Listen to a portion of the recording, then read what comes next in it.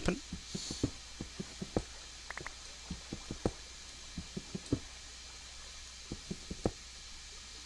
It's just a giant pit of doom. Seriously, look at that. It goes all the way down.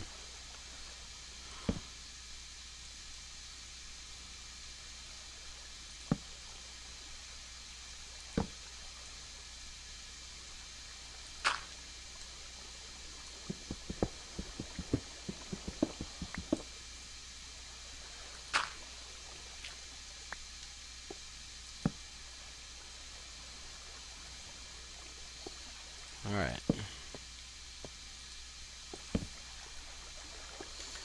I'm going to block this off just to make it easier for us to get through, so I don't get swept away by a current. There's some more wonderful little iron. So not much that way, I could see. Looks like there's another path over there. If we kind of cut through here. I hear spiders. Of course, then again, it is nighttime now.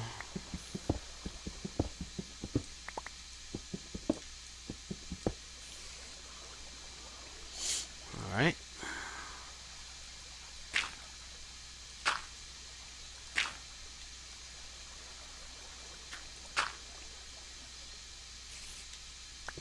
It's got some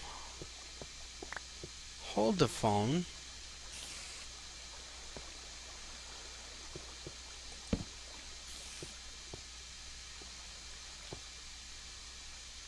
Where the heck are we? There's a spider above my head.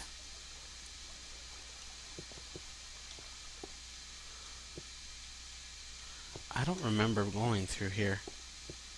But yet I have torches here. This is kind of creepy.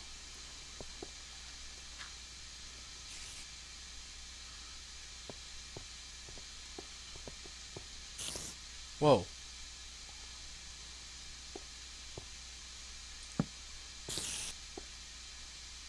Scaring the crap out of me.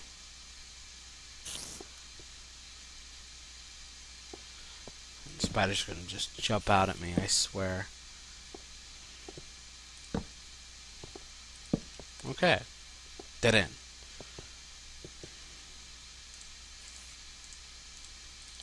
Last of my sticks, since I forgot to bring more.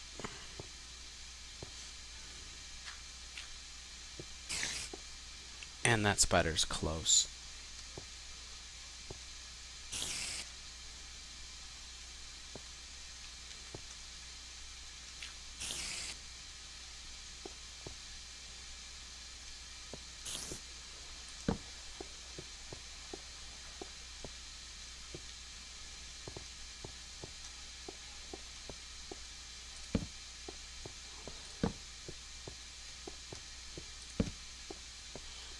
Why does this cave have torches in it?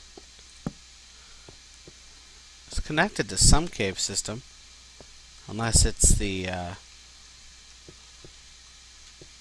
one that connects to Cascade Falls. That's possible. That would make sense. It is. This is the Cascade Falls cave. Huh. Check that shit out. Nice. How interesting. Okay, so I know where I'm at.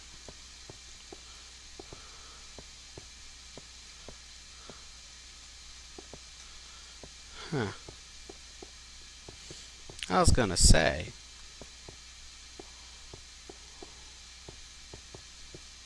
So we haven't fully explored. Yeah, I remember that now. Huh.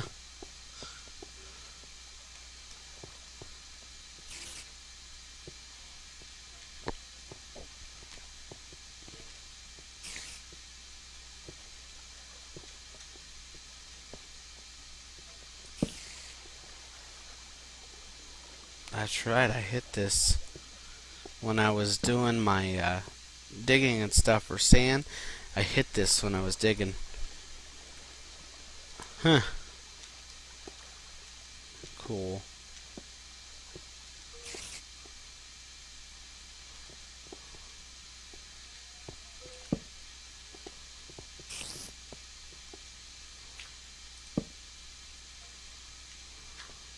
Holy crapola.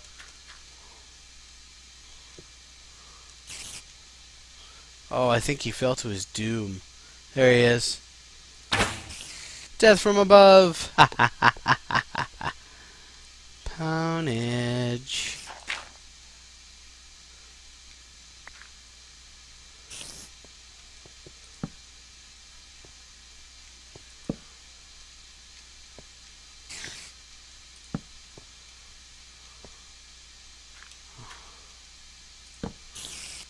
Man, where are those spiders? They are close. Jeez, this thing's got nooks and crannies! Nooks and crannies! Oh my god. It's close range combat! I win.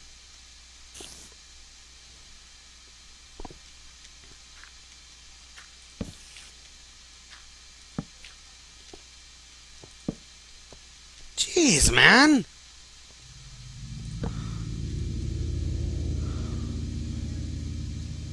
It just keeps going deeper.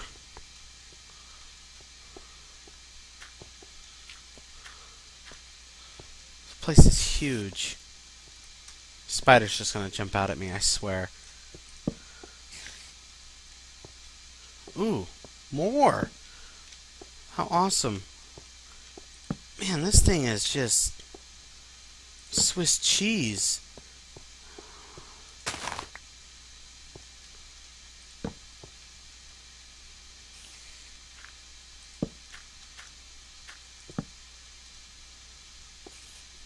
Lava.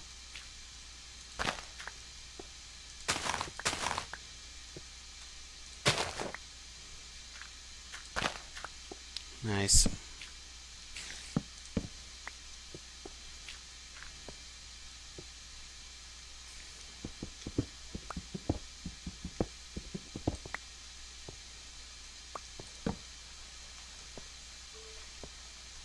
I hear more skellies. He's in the water.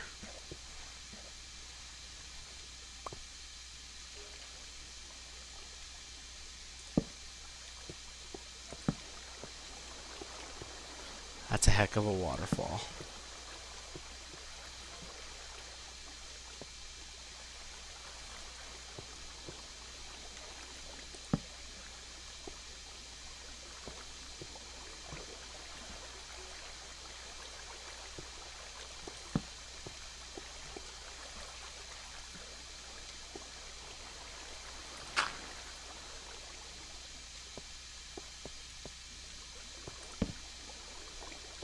Yep.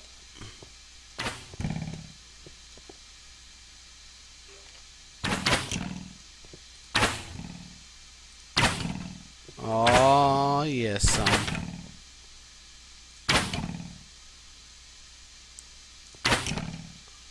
That's right. Pwn the skeletons. Pwn them. Wow, nice dead end. So far, a lot of iron, which is great. I could always use more. With much terrain stuff as I do, I think we all can agree I could use more iron. What's all down here? Just looks like a lava stream. Looks like there is a path that way. I wonder if that connects to that other.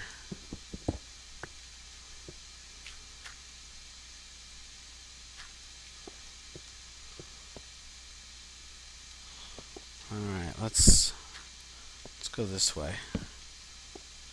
Very curious. Whoa, I saw another skeleton. Man, there's skeletons like crazy down here. See them?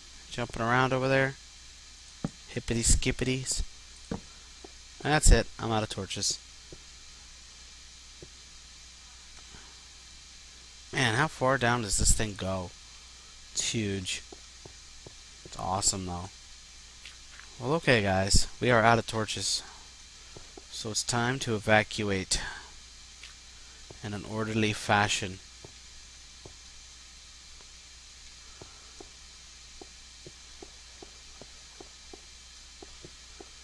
It's cool to know that it actually connects to the Cascade Falls mine. It's pretty darn big. I mean, this is almost a labyrinth in and of itself. It would actually be kind of cool if it actually connected to the labyrinth. It's utterly possible, considering... Ow! Damn it. Where the hell this thing is. So, yeah. Pretty cool. Alright. Heading back up. Interesting. Got some nice mushrooms, though. There's definitely a lot of iron down there. At least I know where it goes, and I know what it connects to. So, that's what's important.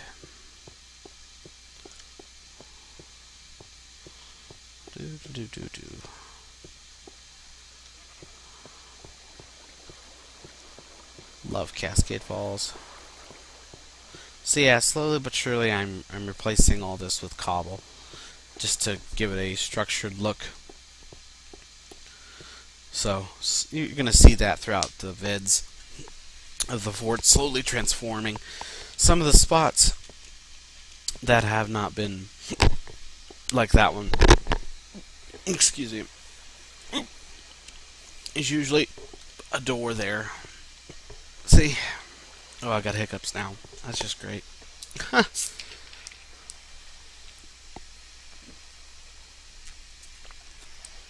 Oh, damn. So, oh yeah, let me go ahead and put that away. Take those down. Cobble. Put that there. Cobble. I'm really glad to have leaf decay back, because it allows, of course, for my tree farm to be at utmost efficiency, which is pretty awesome. Check that shit out. That's odd. Wow, did he put like long pines in or something? Holy shit, look at that thing. That's awesome. But it's definitely allowed for seeds to come back, as you can see. So it's just nice. It's really, really nice to have them back. I need wood. See, I got a lot of raw wood from, I think I must have cleared out my tree farm at least 2 times. So, it's quite nice. Quite nice. Let me get some sticks here. There we go. So, what I'm going to do next is, for the vault, I'm going to be using a different type of combo lock. And essentially, that's what you guys are going to get me see me test out. I'm going to do it in the lab. And I know you guys have been dying for some redstone stuff, so maybe I'll just kind of go through the basics with you and everything like that. If you don't want to see this, just skip the video or skip this part and go to it. Because I'm basically going to walk through some of the basics of redstone. I'm not going to be horribly in depth. I'm just going to give some of the finer points. If you want an actual tutorial, I don't have time to do actual tutorials, guys. I'm sorry. But if you want a proper tutorial, full tutorial videos, there are some really good ones on YouTube. For train stations, of course, I used Almighty Bob's, as I've mentioned before. There's also some really good other redstone tutorials. Brittany Beast has some. There's a whole bunch of other ones. Redstone for non-engineers is a good series. Just do some YouTube searches, and they'll turn right up. But I will touch on a couple of the basics here. I'm gonna need more dirt. I like using dirt for redstone because it's easy to remove. You know, it doesn't take a whole lot. So we're just going to grab a bunch here.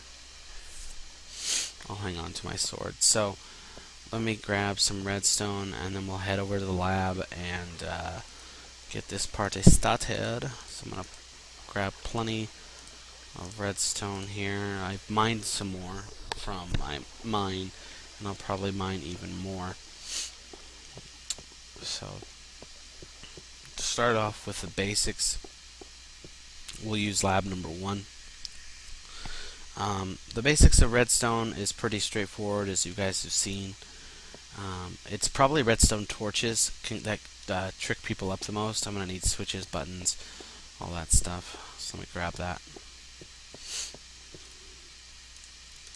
I've got one. I need more buttons than that. That's not enough.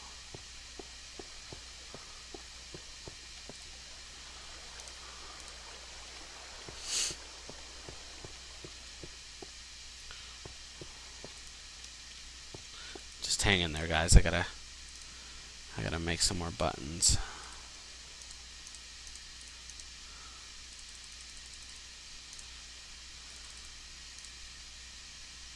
There, that should be plenty. I'll make some more.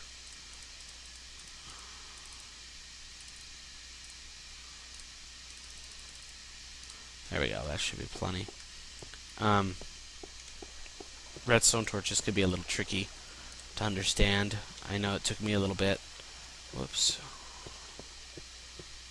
So I guess we'll go over that first really quick. So redstone torch, of course, is made by just sticks and redstone, just like a normal torch would be. I'm going to go ahead and make all 22 here. It's a 1:1 ratio, unlike torches, just FYI. So a redstone torch, when it's displaced, is always on or lit, powered. That means any redstone connecting to it, of course, will actually provide power to the redstone. They just have to be adjacent, the next one over, or you can also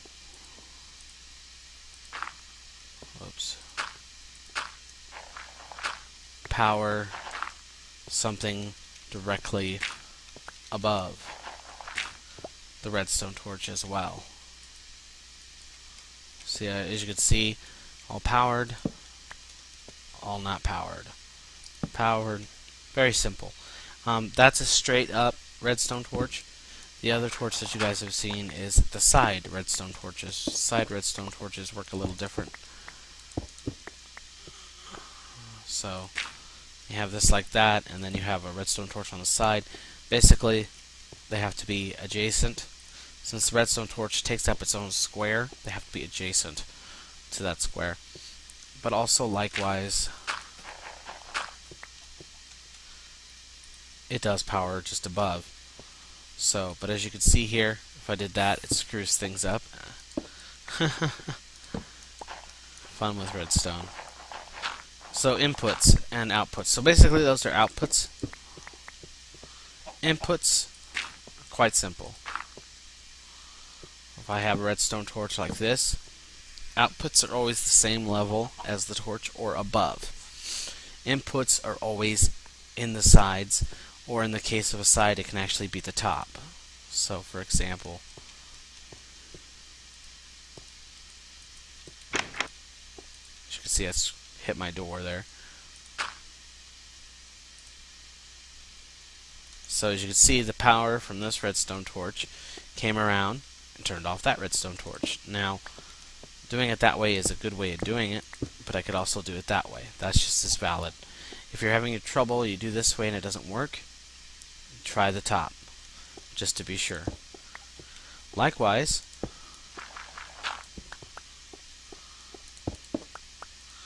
redstone torch power into the side, and in the bottom area here will automatically turn a torch off at the top. Please remember, redstone only works at 11 spaces. That's it, 11 blocks, something like that. So that's important.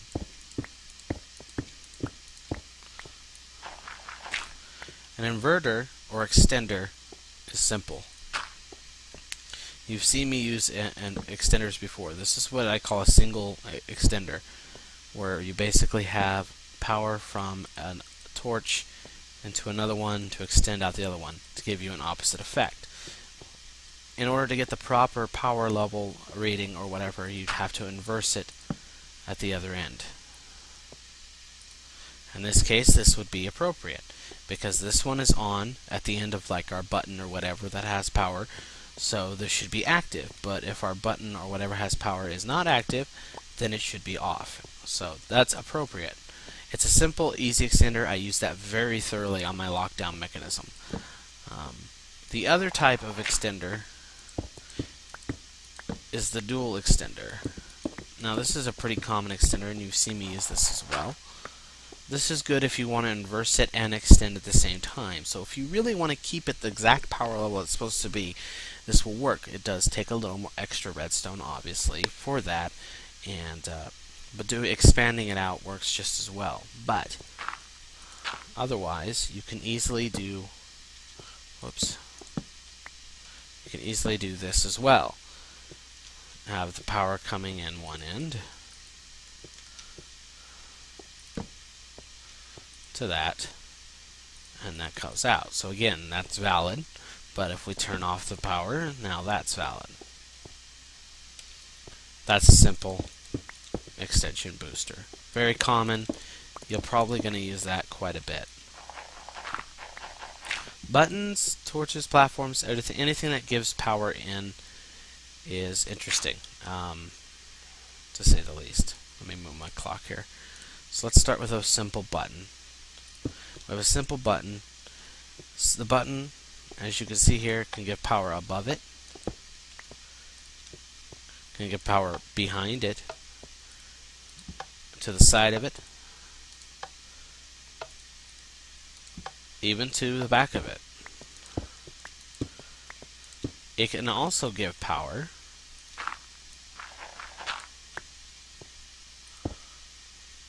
below it, which is very useful for helping to keep it hidden. Now there is an important note about redstone. You cannot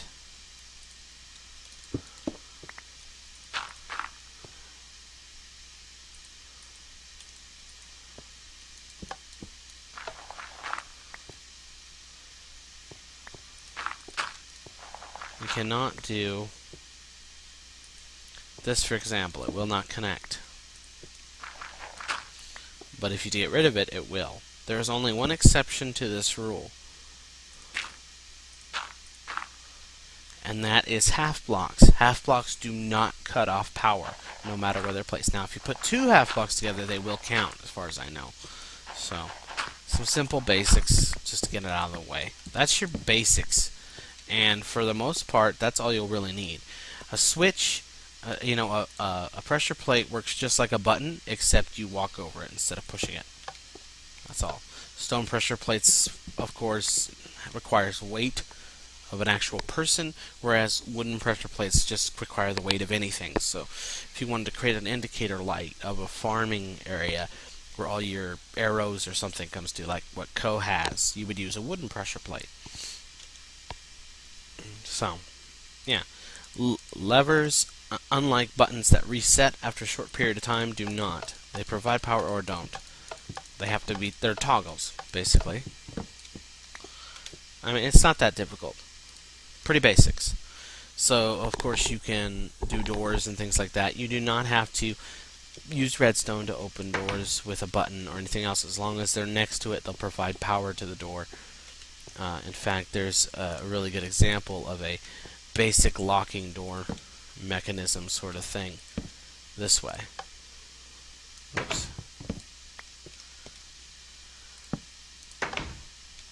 See, I have this down. See how it's canceling it? That's because of this one. But if I up this,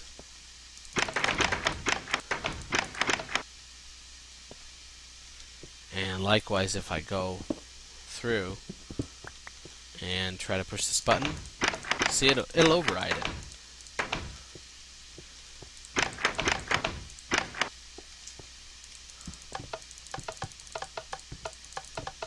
So if you tweak that right, you can actually make it so it could lock your door or whatever. It's not the optimal way of doing it, to be honest, so I would not worry about it, but it's an option. So let's get down to some actual things. The HR NOR lat. Well, let's start with a basic one. Let's start with a simple AND. An AND is pretty useful and is pretty standard, and we use it quite a bit. An AND is very simple.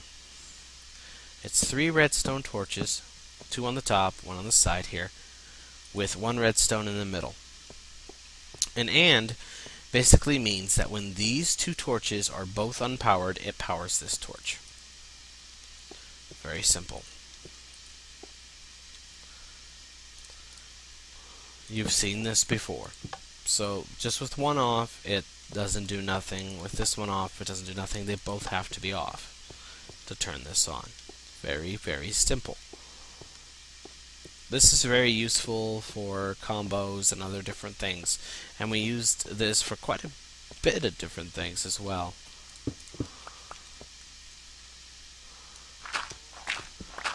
So that's an AND.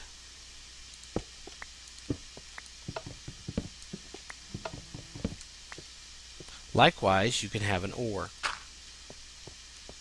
An OR is simply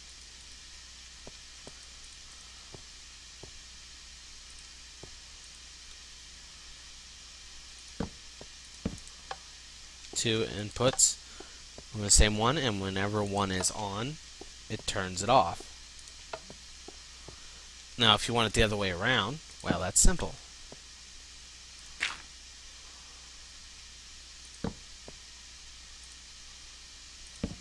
Simply do this. Put an inverter, dual inverter, and it's a simple OR.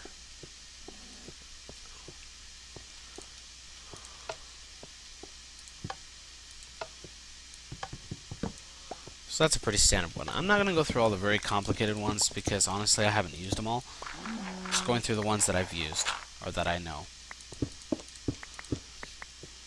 The one that you see me use extensively for buttons is the HR NOR latch or something like that. I can't remember exactly what it's called, but it's basically memory. Memory is very simple, as I've shown you before. Put a couple blocks at every parallel, this and this, set it the way you want to go, plug it in, plug it in.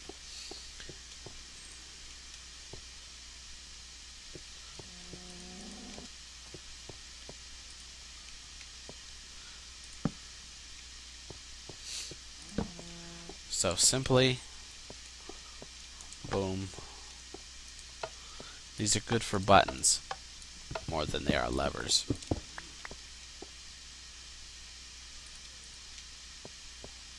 So let me do this appropriately.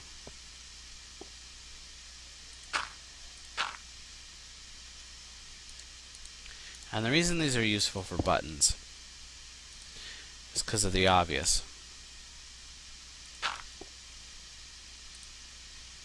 Buttons only send power for a couple seconds, and then they reset to their off state. So this allows you to set up a way to keep memory of that.